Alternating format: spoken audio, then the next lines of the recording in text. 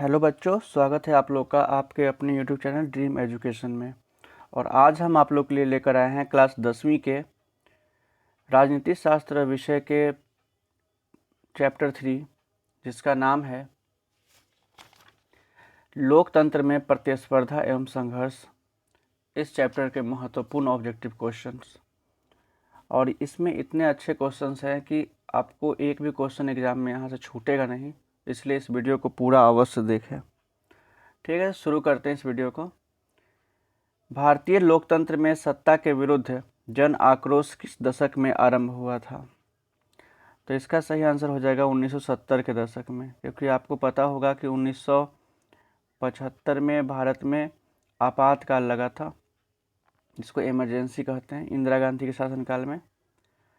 और उसके बाद 1977 ईस्वी में देश में एक बहुत ही बड़ा आंदोलन चला था, जिसका नाम संपूर्ण क्रांति के नाम से हम लोग जानते हैं, जिसके लीडर थे जयप्रकाश नारायण, जो बिहार से ही थे। और सत्ता परिवर्तन हुआ था इस समय। पहली बार देश में किसी गैर कांग्रेसी पार्टी की सरकार बनी थी, जिसका नाम था जनता पार्टी की सरकार बनी थी देश में, और इसके प्रधानमंत्री श्री मोरारजी देसाई बने थे। परंतु इनका शासन ज़्यादा दिन तक तो नहीं चल पाया, मात्र 3 वर्षों तक चल पाया। परंतु 1970 का जो दशक था वो क्या था? जन आक्रोश से भरा हुआ था, कांग्रेस विरोधी था। ठीक है, आगे बढ़ते हैं।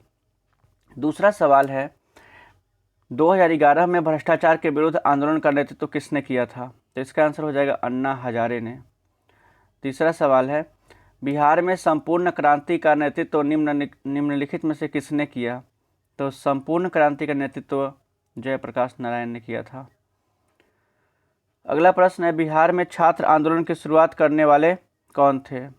तो यही संपूर्ण क्रांति को ही बिहार में छात्र आंदोलन कहा गया, क्योंकि छात्रों और युवाओं ने इसमें बढ़ चढ़ कर भाग लिया था। ऑप्शन सी इसका आंसर हो जाएगा, जयप्रकाश नारायण। 5 नंबर है, इनमें से कौन बिहार के महान दलित नेता थे? इसका आंसर है जगजीवन राम, ऑप्शन बी। अगला क्वेश्चन, चिपको आंदोलन का आरंभ किसके द्वारा किया गया था? तो ये चिपको आंदोलन उत्तराखंड में हुआ था। अंगू के वृक्षों की कटाई को रोकने के उद्देश्य से वहाँ की महिलाओं ने इस आंदोलन की शुरुआत की थी। ठीक है, अगला क्वेश्चन, चिपको आंदोलन निम्न में से किससे संबंधित है? तो आंसर हो जाएगा पेड़ बचाने से। अगला प्रश्न है 8 नंबर, चिपको आंदोलन का नेतृत्व निम्न में से किसने किया था? इसका आंसर हो जाएगा सुंदरलाल बहुगुणा ने इस आंदोलन का नेतृत्व किया था। उसके बाद है 9 नंबर सवाल, चिपको आंदोलन का क्या उद्देश्य था? इसका आंसर है पर्यावरण की सुरक्षा, पर्यावरण की सुरक्षा। उसके बाद नेक्स्ट क्वेश्चन है 11 नंबर, चिपको आंदोलन की शुरुआत किस राज्य से हुई थी?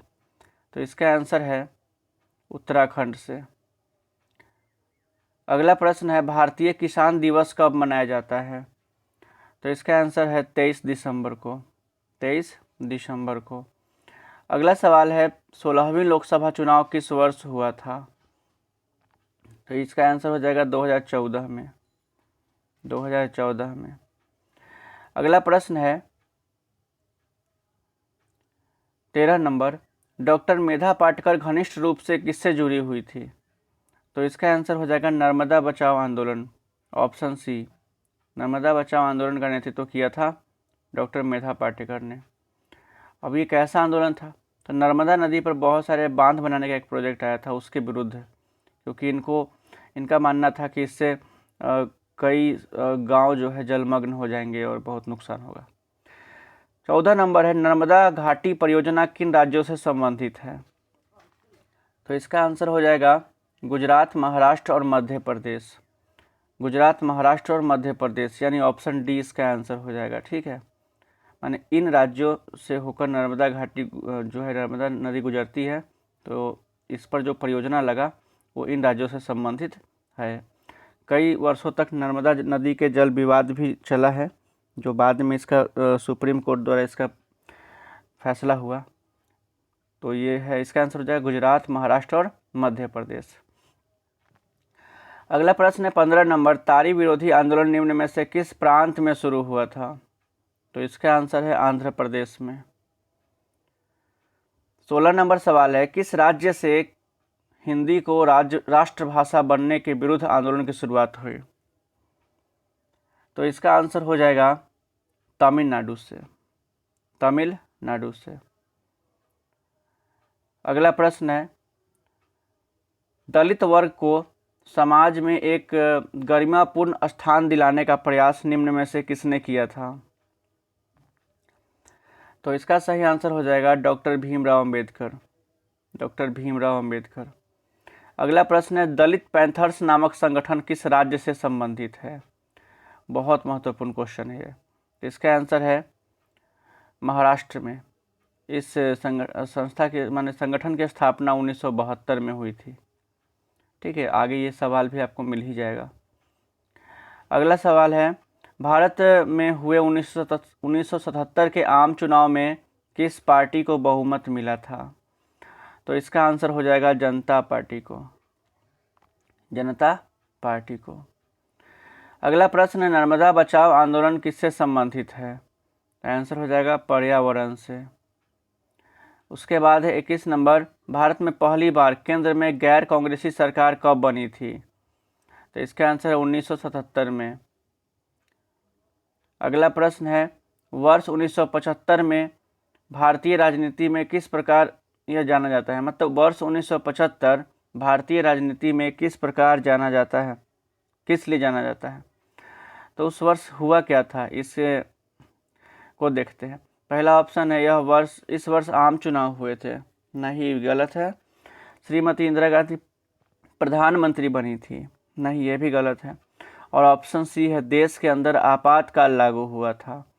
तो ये सही आंसर है ऑप्शन नंबर सी, क्योंकि इस वर्ष देश में पहली बार आपातकाल लगा था और उस समय भारत की प्रधानमंत्री इंदिरा गांधी ही थी।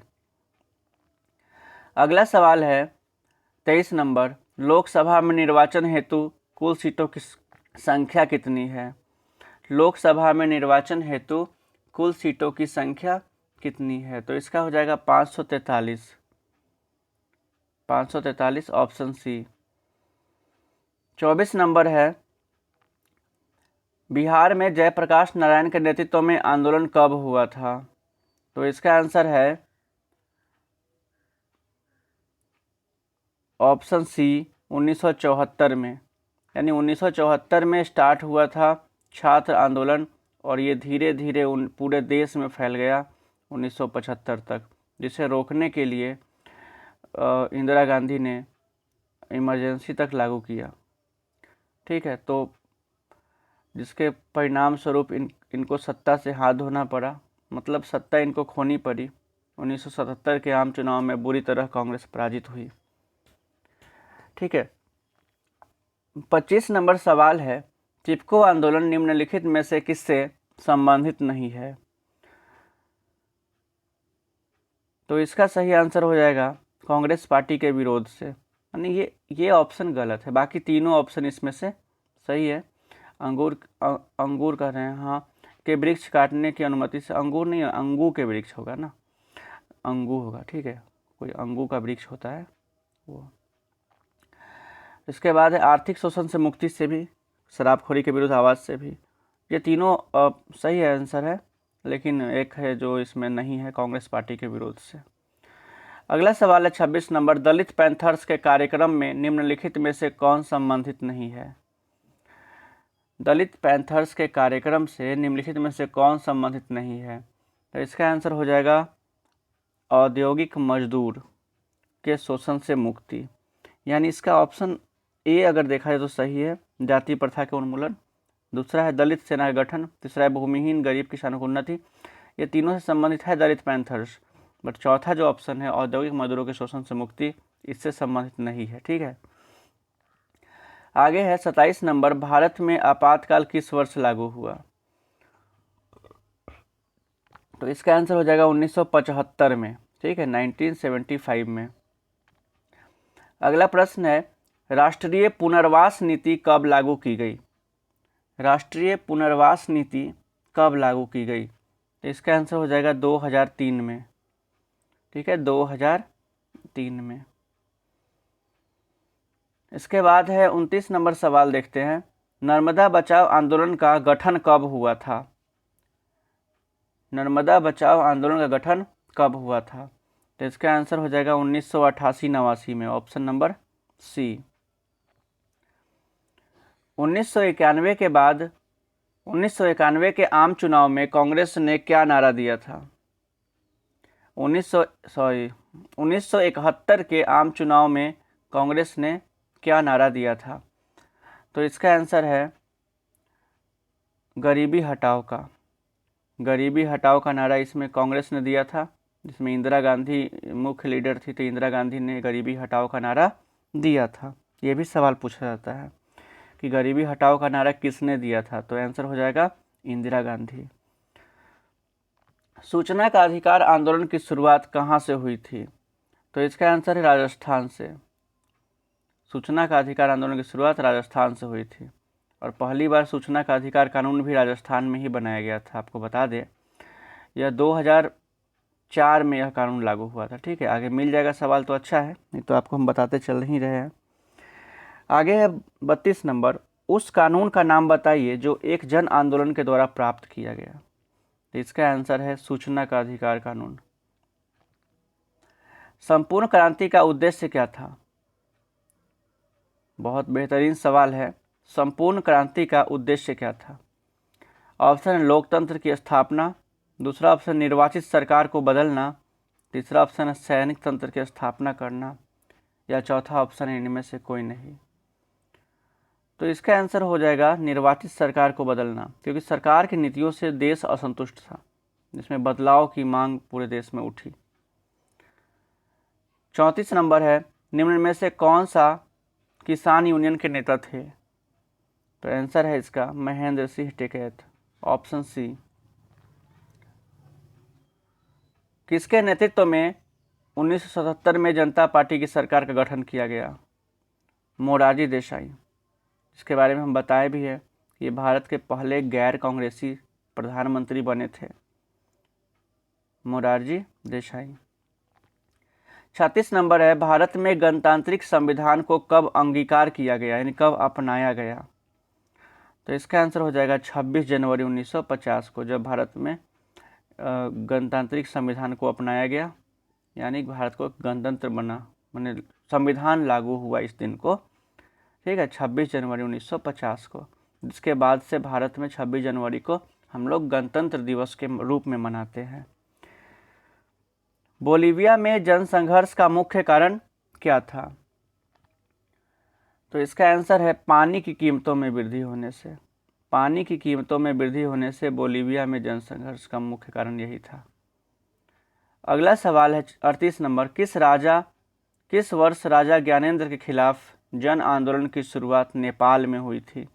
यानी नेपाल के जो राजा थे ज्ञानेंद्र, उनके खिलाफ जन आंदोलन कब शुरू हुआ था, ये सवाल पूछ रहा है। तो इसका सही आंसर हो जाएगा 2006 में। 2006 में जन आंदोलन हुआ था नेपाल में राजा ज्ञानेंद्र के खिलाफ। अगला सवाल है जल युद्ध किस देश में हुआ था? तो इसका आंसर है बोलीविया में। जल युद्ध माने पानी की कीमतों में वृद्धि होने से के कारण वहाँ जनसंघर्ष आरंभ हुआ, तो वो देश है बोलीविया। श्रीलंका कब आज़ाद हुआ? इसका आंसर है 1948 में। ठीक है, इसका आंसर हो जाएगा 1948 में।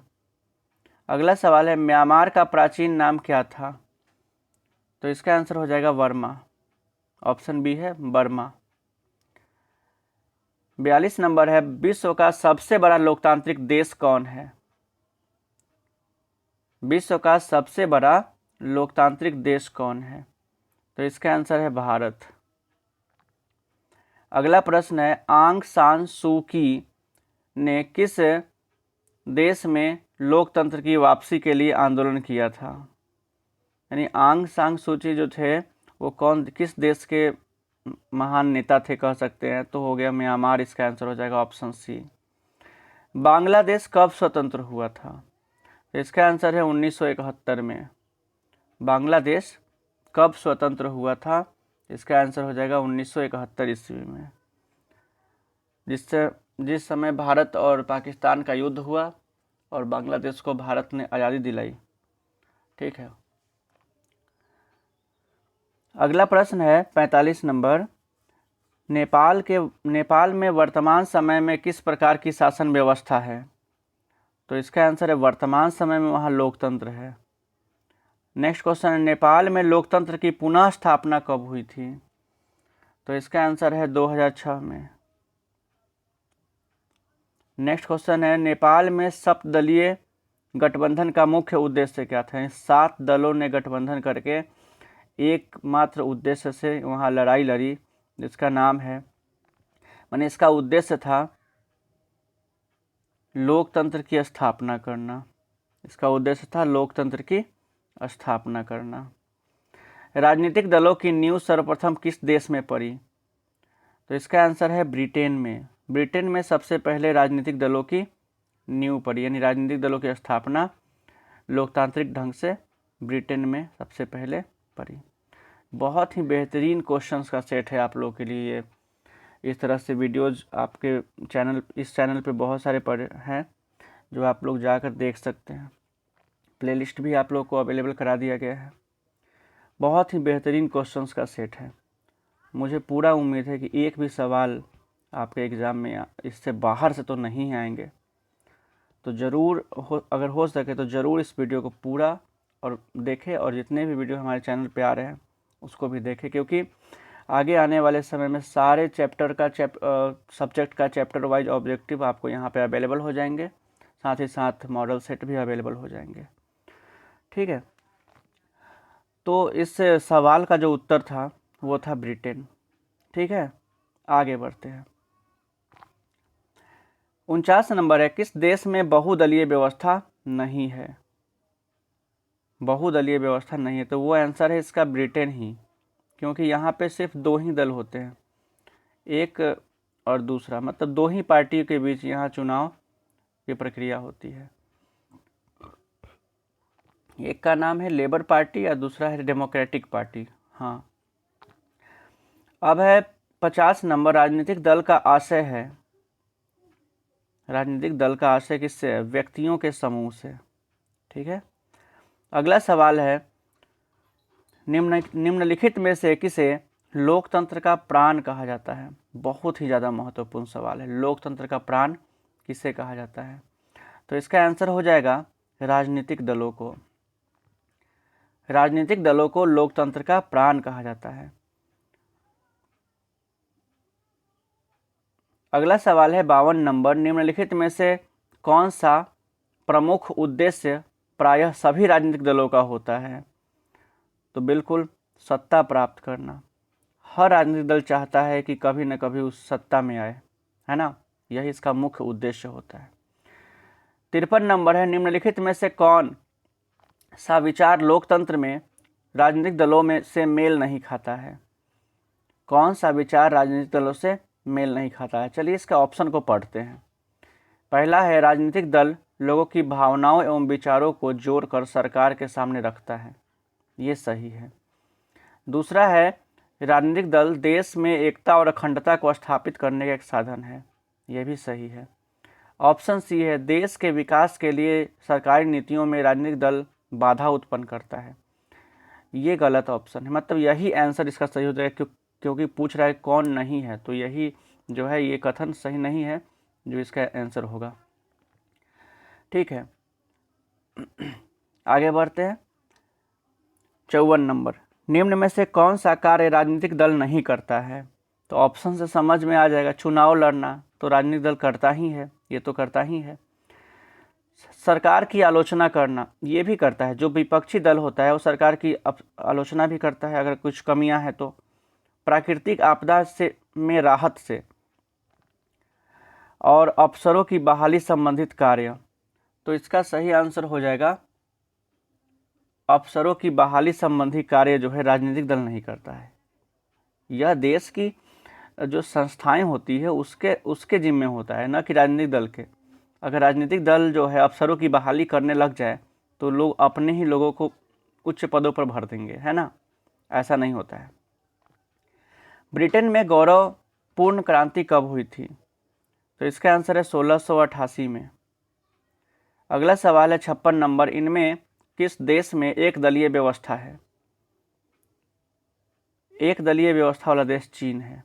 ठीक है, यहाँ सिर्फ एक ही राजनीतिक दल है। अगला सवाल है नेतृत्व संकट राजनीतिक दल की एक प्रमुख डैश है। नेतृत्व संकट जो है राजनीतिक दल की क्या है? एक प्रमुख चुनौती है। ठीक है, ऑप्शन सी। अगला सवाल है 58 नंबर, लोकतांत्रिक व्यवस्था में प्रतिनिधि चुनने का अधिकार किसके पास होता है? जनता के पास। जनता वोट करके जनप्रतिनिधियों का चुनाव करती है। 59 नंबर है किसी भी देश में राजनीतिक अस्थायित्व के लिए निम्न में से क्या नहीं होना आवश्यक है? ठीक है, सवाल को ठीक से समझें। किसी भी देश के राजनीतिक अस्थायित्व के लिए क्या नहीं होना आवश्यक है? तो ऑप्शन ए है, ऑप्शन पे विचार किया जाएगा। सभी दलों द्वारा सरकार को रचनात्मक सहयोग देना, ये आवश्यक है। दूसरा है किसी भी ढंग से सरकार को अपदस्थ करना, इस पर विचार कर सकते हैं कि ये नहीं भी हो सकता है। अगला है निर्णय प्रक्रिया में सरकार द्वारा सबकी सहमति लेना, ये जरूरी है। सरकार द्वारा विरोधी दलों को नज़रबंद करना, ये जरूरी नहीं है। तो इसका सही आंसर हो जाएगा, कोई भी सरकार विरोधी दलों को नज़रबंद थोड़ी ना कर सकता है। विरोधी दल का काम है सरकार की कमियों को गिनाना, ये आंसर सही हो जाएगा, है ना। अगला प्रश्न है 60 नंबर, निम्नलिखित में से कौन सा चुनौती राजनीतिक दलों की नहीं है? ऑप्शन ए राजनीतिक दलों के भीतर समय पर सांगठनिक चुनाव नहीं होना। दूसरा ऑप्शन है राजनीतिक दलों में युवाओं और महिलाओं को उचित प्रतिनिधित्व नहीं मिलना। तीसरा ऑप्शन है राजनीतिक दलों द्वारा जनता की समस्याओं को सरकार के पास रखना। और चौथा है विपरीत सिद्धांत रखने वाले राजनीतिक दलों के गठबंधन करना। तो इसमें पूछ रहा है सवाल कि कौन सी चुनौती राजनीतिक दलों की नहीं है? तो इसका आंसर है डी नंबर, विपरीत सिद्धांत रखने वाले राजनीतिक दलों के से गठबंधन करना। कई बार ऐसा देखा गया है कि दो अलग अलग सिद्धांत वाले पार्टी सत्ता प्राप्त करने के लिए गठबंधन करते हैं, तो ये कोई चुनौती नहीं है। बाकी तीन जो ऑप्शन है राजनीतिक दलों के लिए एक चुनौती है। 61 नंबर है गठबंधन की सरकार बनाने की संभावना किस प्रकार की दलीय व्यवस्था में रहती है? बिल्कुल बहुदलीय व्यवस्था में, जहाँ पे अनेकों पार्टियाँ होती है, कई पार्टी चुनाव में भाग लेती है, तो यहाँ पे गठबंधन की सरकार बनाने की संभावना होती है। 62 नंबर है निम्न में से कौन राजनीतिक दलों के लिए चुनौती नहीं है? ऑप्शन है नेतृत्व का संकट, आंतरिक लोकतंत्र का अभाव, दल बदल की राजनीति, संविधान निर्माण। तो इसका सही आंसर हो जाएगा संविधान निर्माण। बिल्कुल, यानी अगर बात की जाए राजनीतिक दलों की चुनौती की, तो ये नेतृत्व संकट एक चुनौती है। आंतरिक लोकतंत्र का अभाव, यानी पार्टी के अंदर लोकतांत्रिक ढंग से निर्णय लेने की क्षमता का होना का मतलब लोकतांत्रिक ढंग से निर्णय नहीं लेने का जो होता है वो एक चुनौती है। जैसे हमने कई बार देखा है कि कुछ ऐसे राजनीतिक दल होते हैं जिसमें पिता, पुत्र और उसके परिवार के ही सदस्य ज़्यादातर प्रभावी होते हैं, तो उसमें लोकतंत्र का अभाव होता है, क्योंकि अन्य जो नेता होते हैं इससे असंतुष्टि व्यक्त करते हैं। तो एक चुनौती है ये। दल बदल की राजनीति भी एक चुनौती है। संविधान निर्माण ये राजनीतिक दलों से संबंधित नहीं है, क्योंकि ये तो राष्ट्रीय हित से संबंधित है ना, इसकी चुनौती थोड़ी ना हो सकती है। तो ऑप्शन डी इसका आंसर है। 63 नंबर क्वेश्चन है वर्तमान में भारत में कितने राष्ट्रीय राजनीतिक दल है? तो इसका आंसर हो जाएगा 8। अगला सवाल है 64 नंबर, 1 जनवरी 2015 को कौन सी नई संस्था स्थापित की गई थी? तो इसका आंसर हो जाएगा नीति आयोग। योजना आयोग को समाप्त करके नीति आयोग का गठन किया गया था 1 जनवरी 2015 से। 65 नंबर सवाल है, दल बदल कानून लागू होता है किस पर? सांसदों और विधायकों पर। ठीक है, तो इसका आंसर हो जाएगा सांसदों और विधायकों पर। अगला प्रश्न है 66 नंबर, भारत की दल पद्धति में की क्या विशेषता है? बिल्कुल, ये बहुदलीय पद्धति है, यही विशेषता है, भारत में बहुदलीय पद्धति है। अगला है 67 नंबर, भारतीय जनता पार्टी की स्थापना कब हुई थी? इसका आंसर है 1980 में। अगला प्रश्न है 68 नंबर, निम्न में से कौन राष्ट्रीय दल है? ऑप्शन है जनता दल यू, नहीं ये राष्ट्रीय दल नहीं है, बिहार की क्षेत्रीय दल है जिसके अध्यक्ष है श्री नीतीश कुमार। डीएमके ये नहीं है, ये भी नहीं है।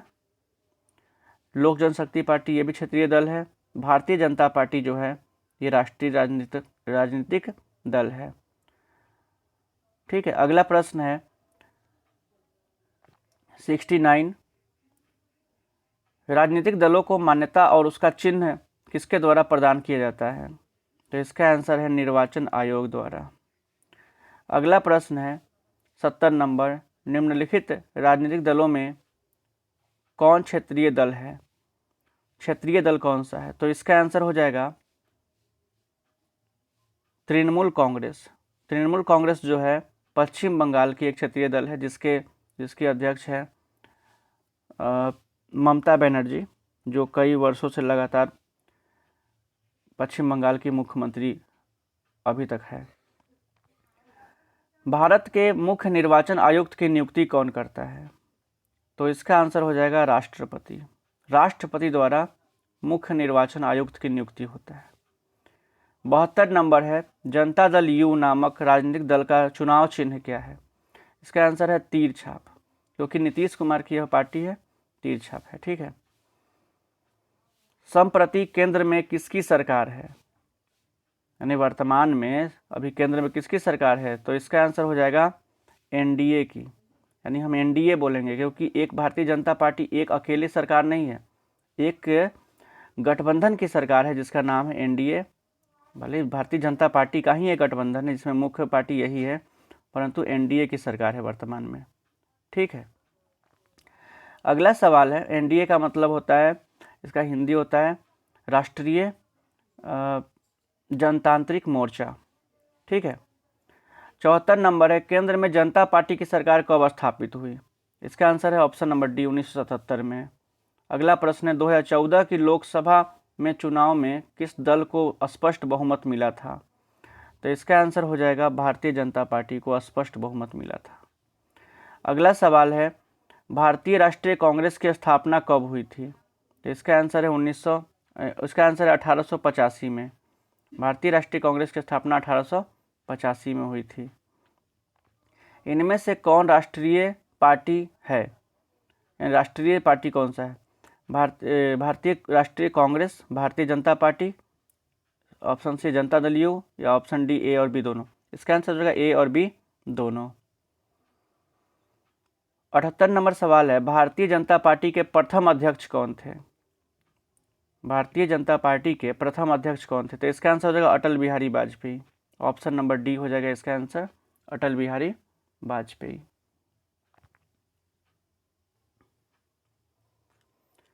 अब बढ़ते हैं नेक्स्ट क्वेश्चन की तरफ। तो इसका 79 नंबर क्वेश्चन है, 2015 के विधानसभा चुनाव में बिहार में किस दल की सरकार बनी? तो इसका ऑप्शन है जनता दल यू, राष्ट्रीय जनता दल, कांग्रेस, या तीनों को मिलाकर। तो इसका आंसर हो जाएगा 79 नंबर क्वेश्चन का तीनों को मिलाकर, यानी एक गठबंधन की सरकार बनी थी 2015 में। अगला सवाल है 80 नंबर सवाल है, भारतीय राष्ट्रीय कांग्रेस की स्थापना किसने की थी? तो इसका आंसर हो जाएगा A.O. ह्यूम ने। यह एक अंग्रेज पदाधिकारी थे, इन्होंने किया था 1885 में। राजनीतिक दल को कौन सा सदन कहते हैं? राजनीतिक दल को कौन सा सदन कहते हैं? तो इसका आंसर हो जाएगा तृतीय सदन। तृतीय सदन, जैसे एक होता है ना राज्यसभा, एक होता है लोकसभा, तो उसी प्रकार से राजनीतिक दल को तृतीय सदन के नाम से भी जाना जाता है। 82 नंबर है, निम्न में से कौन राष्ट्रीय दल नहीं है?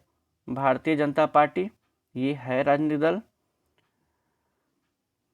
राष्ट्रीय राजनीतिक दल ये है, और बहुजन समाज पार्टी ये भी है, जिसका चुनाव चिन्ह हाथी छाप है। ठीक है।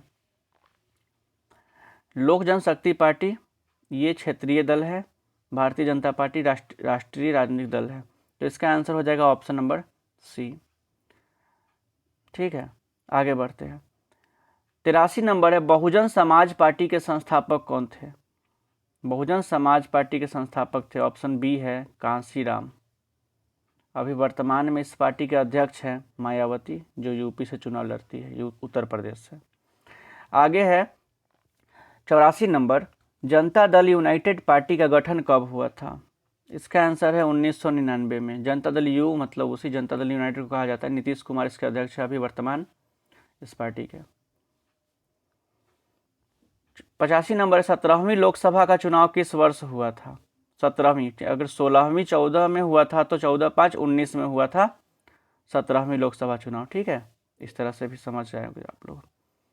अगला प्रश्न है 86 नंबर, 15वीं लोकसभा में महिलाओं की कितनी प्रतिशत भागीदारी थी? महिलाओं की भागीदारी 10.86% थी, यानी ऑप्शन ए इसका आंसर हो जाएगा। अगला प्रश्न है, निम्न में से कौन क्षेत्रीय राजनीतिक दल है? तो इसका आंसर हो जाएगा जनता दल यूनाइटेड। ठीक है, बाकी सभी राष्ट्रीय राजनीतिक दल हैं। 88 नंबर है, निम्न में से कौन राष्ट्रीय दल नहीं है? ये भी तो वही पूछ रहा है, जो राष्ट्रीय दल नहीं है उसमें से एक क्षेत्रीय दल होगा। तो इसका आंसर है राष्ट्रीय जनता दल, जो बिहार में इस पार्टी है, जो लालटेन छाप लालू यादव की पार्टी है, तो वही क्षेत्रीय राजनीतिक दल है बिहार की। लोक जनशक्ति पार्टी का चुनाव चिन्ह क्या है? तो इसका आंसर है बंगला छाप। बंगला छाप, जो रामविलास पासवान इसके राष्ट्रीय अध्यक्ष थे, जिनकी मृत्यु के बाद अभी उनके पुत्र चिराग पासवान इस पार्टी के नेतृत्व कर रहे हैं। इस पार्टी लोक जनशक्ति पार्टी का चुनाव चिन्ह बंगला छाप है। आगे भारतीय जनता पार्टी का चुनाव चिन्ह क्या है? तो इसका आंसर है कमल का फूल छाप, है ना। चुनाव चिन्ह है कमल का फूल, भारतीय जनता पार्टी यानी बीजेपी का चुनाव चिन्ह है कमल का फूल। ठीक है, आगे है, निम्न में से कौन वामपंथी दल है? वामपंथी दल है, तो इसका आंसर हो जाएगा सीपीआई। इसका आंसर हो जाएगा सीपीआई। चलिए, तो सवाल समाप्त हो गया है। इस तरह से इस चैप्टर में जितने भी सवाल है काफ़ी बेहतरीन थे। इस वीडियो को आप उम्मीद है कि पूरा देखे होंगे और आपको अच्छा अनुभव भी हुआ होगा कि क्वेश्चंस का लेवल क्या है। और इस तरह से अनेकों वीडियो आप लोग को मिलेंगे, जो डेली बेसिस पे आप लोग को मिलते रहेंगे। आप यहाँ से इस वीडियो को भी देखें पूरा, और अपनी तैयारी और अपने रिवीजन को मजबूत करें। और अगर आपको अच्छा लगे तो ज़रूर इसे शेयर करें, सब्सक्राइब करें और लाइक करें। धन्यवाद।